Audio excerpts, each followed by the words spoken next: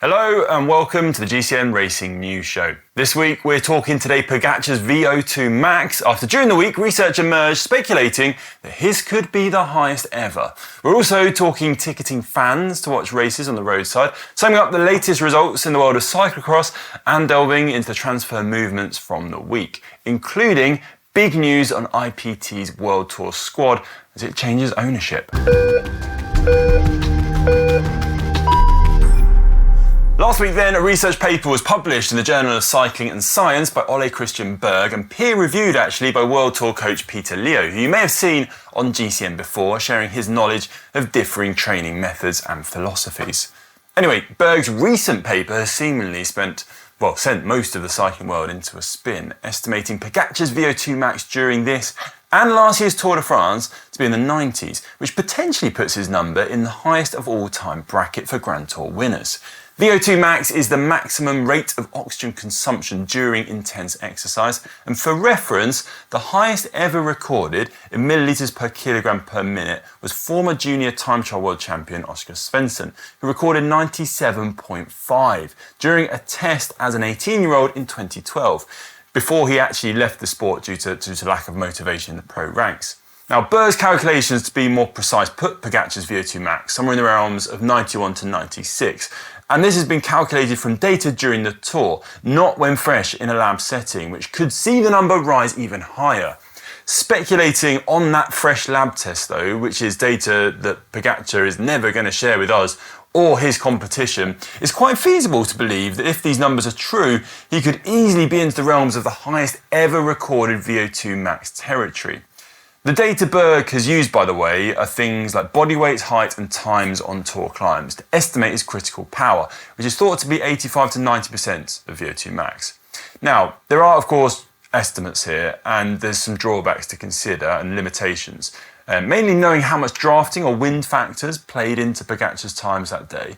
But despite this, in Berg's paper, he points to one of the efforts being a TT, so independent of drafting, and also that it's reasonable to believe these values are true due to the consistency of the Slovenian's performances. It was thought that Froome had a particularly high VO2 max at 88, and Greg LeMond has previously said his VO2 max was around 93, so Pogačar potentially well above those. It's really incredible and pretty insightful actually just to speculate on these numbers. If true, they really do put Pogačar's physiology at the highest level in history.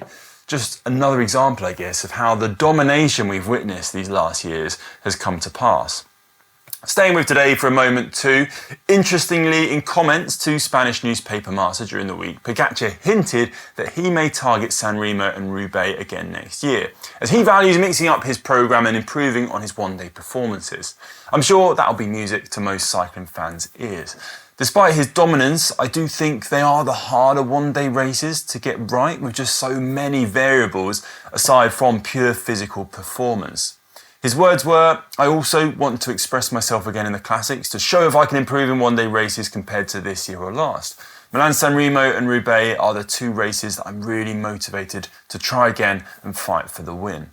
His race programme hasn't been fully confirmed, but judging from those words, game on. Moving on to what's been happening in the world of pro cycling this week, there has been some debate in recent weeks about the possibility of charging fans to spectate in ticketed areas of major races.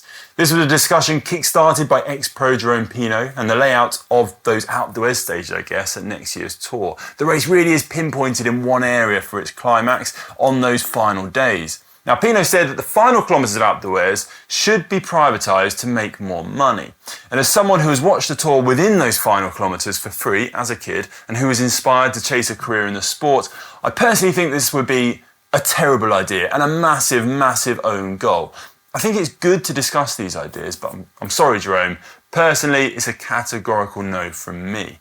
Thankfully, the ASO ruled this out as a possibility, and so has the new president of the Race Organisers Association, Vuelta boss Xavier Goulin, stating we are in a free sport, cycling takes place on the open roads where spectators can watch us. So one of my roles is to keep cycling in the situation it is, and which it always has been.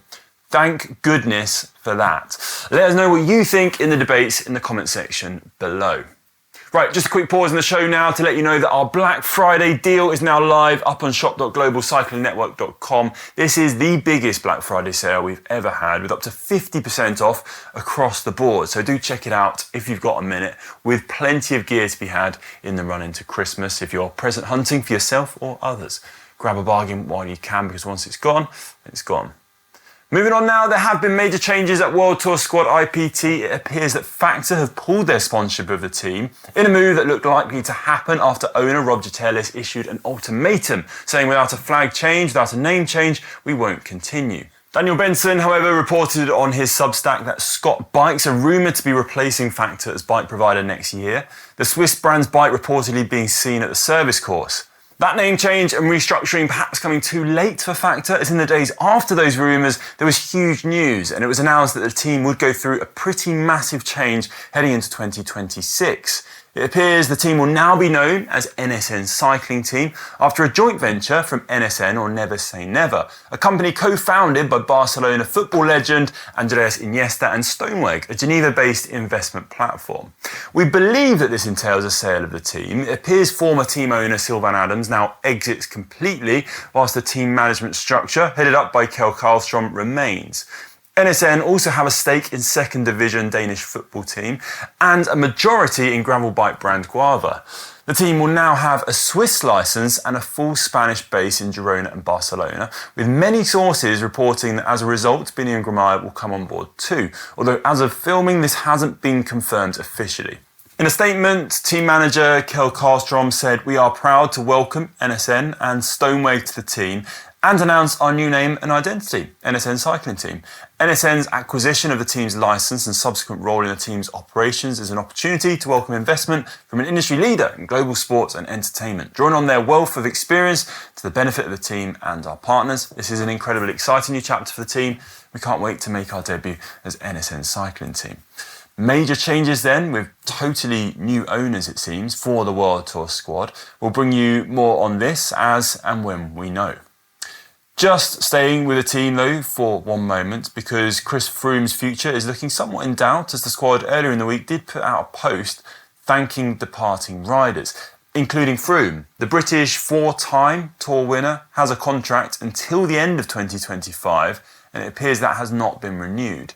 There's been no word from Chris as of yet. He is still recovering from serious injuries sustained during a training crash this August. He has hinted, though, that he'd like to continue racing, but with no extension with his current team, it remains unknown where he may carry on. Potentially, this may be a forced retirement. Froome, he's struggled to get back to his best since a gut-wrenching crash in 2019, at the age of 34 in the Dauphiné, which saw him fracture a femur amongst other injuries. As I said, 4 Tour wins, but also 2 Vueltas and a Giro overall. The guy's a legend, and personally I do hope that if he wants to continue, he can find a team that will take him on and allow him to go out on his own terms. I think he deserves that. Sticking with transfer news now, Mohorič has extended with his team, Bahrain Victorious, for another 2 years, while Almeida has extended with UAE until 2028. British climber Finlay Pickering has joined Jaco Alula on a 2-year contract. The 22-year-old had a strong season, taking the mountains classification at the infamously mountainous Tour of the Alps, and had a super strong Grand Tour debut at the Vuelta.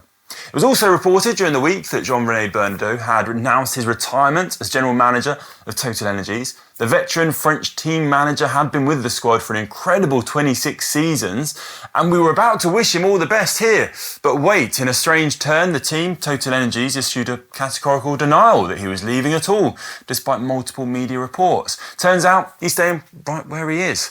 No retirement yet then, Jean, and we wish you good luck in 2026.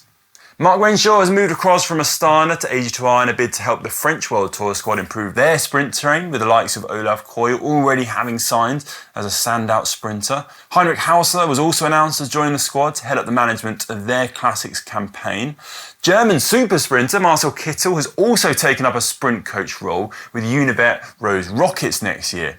Kittel has 19 Grand Tour stage wins to his name, 14 of which came at the Tour, and I must say he's an absolute gentleman too, and a good bike packer, speaking from experience crossing the Philippines together on the Channel. His role at the squad will be to coach the whole team, but mainly as a sprint expert, with the view of getting the most out of Dylan Groenewegen as the team aim for a 2026 Tour wildcard.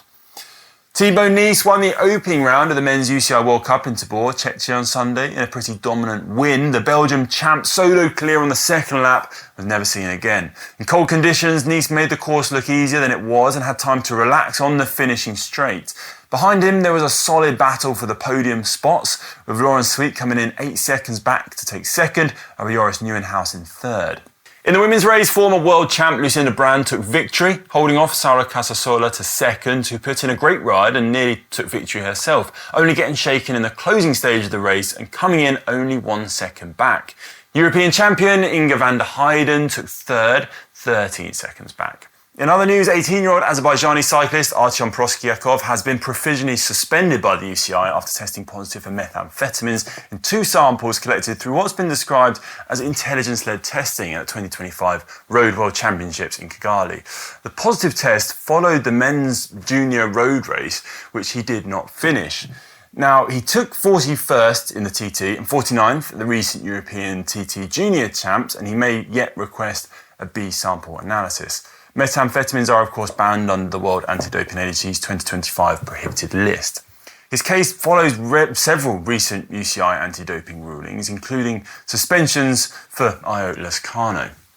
Right, that's about all we have time for now, folks. Don't forget you can watch a full season of racing on Discovery Plus or Max. We'll be back next week to wrap up what's been happening in pro cycling. Thanks for watching, and we'll see you then.